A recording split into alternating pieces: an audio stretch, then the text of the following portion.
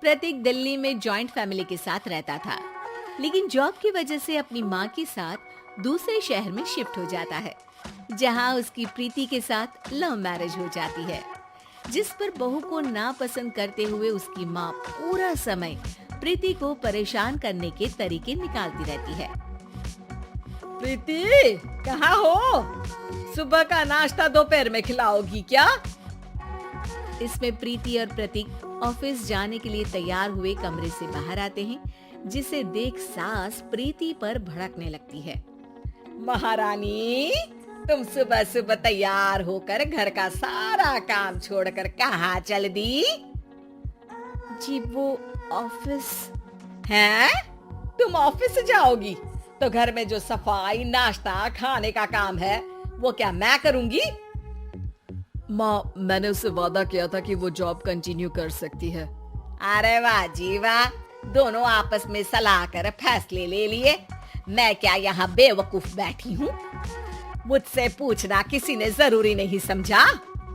Mummy, आप फिक्र ना करें, मैं आज ही रेजिग्नेशन दे दूंगी। प्रीति ऑफिस के लिए चली जाती है और अगले दिन से जॉब छोड़ घर के कामों में लग जाती है, लेकिन साथ ही उदास भी रहने लगती है, जिसे देख प्रतीक को अच्छा नहीं लगता। मुझे पता है तुम्हें अपनी जॉब कितनी पसंद थी। आई एम सॉरी प्रीति। अरे कुछ नहीं होता, बस मम्मी खुश रहनी चाहिए। अब प्रीति अपनी सास को खुश करने और उनका दिल जीतने की जी तोड़ कोशिश करती रहती है, पर सास कभी उससे सीधे मुंह बात तक नहीं करती। इसी तरह दिन बीतने लगते हैं। एक शाम प्रतीक ऑफिस से परेशान घर वापस आता है। माँ, चाची का फोन आया था। दादी की तबीयत बहुत खराब है, हमें दिल्ली जाना होगा। पति की बात सुन प्रीति तो पैकिंग शुरू भी कर देती है, पर माँ वहीं बूत बनी खड़ी रह जाती है। लगता है मम्मी अपनी सास से बहुत प्यार करती हैं, तभी उनके बीमार होने की खबर सुन शॉक में आ गई। ये प्यार नहीं, परेशानी है। तुम तो ऐसे सोचो कि अब से जब तक दिल्ली में हो तुम्हारे अच्छे दिन शुरू। अच्छा, ऐसा क्या है दिल्ली में? वो तुम्हें कुछ ही घंटों में पता चल जाएगा। सास के रिएक्शन और पति की बात से कंफ्यूज्ड प्रीति दोबारा पैकिंग में लग जाती है, जिसके बाद कुछ घंटों का सफर तय कर तीनों दिल्ली पहुंच जाते हैं, जहां घर के अंदर पहुंचते ही लोगों की भीड़ देख प्रीति परेशान हो जाती है। हे भगवान, इतनी भीड़! प्रतीक, कहीं तुम्हारी दादी को कुछ हो तो नहीं गया ना? पागल, ये भीड़ नहीं, मेरा परिवार है। क्या? इसे तुम परिवार कहती हो? अरे इसे तो जिला घोषित कर देना चाहिए। तुम्हारा परिवार का तो अपना पर्सनल बिग बॉस बन सकता है। हैरान परेशान प्रीति परिवार वाले सदमे से बाहर निकली भी नहीं होती कि सिर पर पल्ला रखे शांत तरीके से सबके साथ बात करते हुए अपनी सास को देख उसे दूसरा सदमा लग जाता है।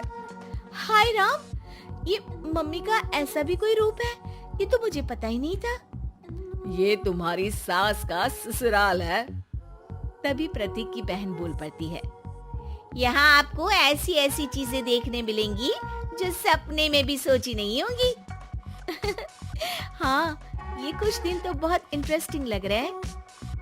सब एक साथ दादी के कमरे में जाते हैं, जहाँ पहुँचते ही उसे दादी की आवाज सुनाई देती है। क्यों रे, सास से मिलने की फुर्सत मिल गई? दूसरे शहर जाकर छूट क्या मिली? तुम तो भटकता पंछी बन गई। इतने समय में ये तक नहीं पूछा कि जिंदा भी हूँ या मर गई। प्रीति की सास अपनी सास के पैर छूती है। अरे कैसी बात कर रही है मम्मी, आपको तो मेरी उम्र भी लग जाए। अरे बस कर, ये झूठी उम्र देने वाली बातों का दिखावा ना कर। तेरा बस चले ना तो जो मेरी बची कुची जिंदगी है वो भी अभी खत्म कर दे। अरे बहू कहाँ है? इस पर सास प्रीति को दादी से मिलवाती है। दादी प्रीति को बहुत प्यार देती है। क्यों बहू, तेरी ये सास परेशान तो नहीं करती ना? अगर करती है तो अभी बता दे, मैं इसकी क्लास लगा दूंगी। अरे कैसी बात कर रही है माँ जी, भला मैं क्यों किसी को परेशान करूंगी। प्रीति अपनी सास का ये रूप एंजॉय कर ही रही होती है कि तभी चाची वहाँ आकर प्रीति को अपने साथ ले जाती है। सास की क्लास लगते देख जो खुशी मिल रही थी वो तुम्हारे चेहरे से साफ पता चल रही थी, इसीलिए ले आई, क्योंकि अगर उन्हें पता चल जाता तो तुम्हारी खैर नहीं थी। थैंक यू चाची जी। चाची और प्रीति घर में झूले पर बैठी बात कर ही रही होती है कि उसकी सास भी वहाँ आ जाती है। मतलब यहाँ सारा काम मैं करूँ और तुम बैठी हंसी ठिठोली करो। अरे चलो जाओ खाना बनाओ।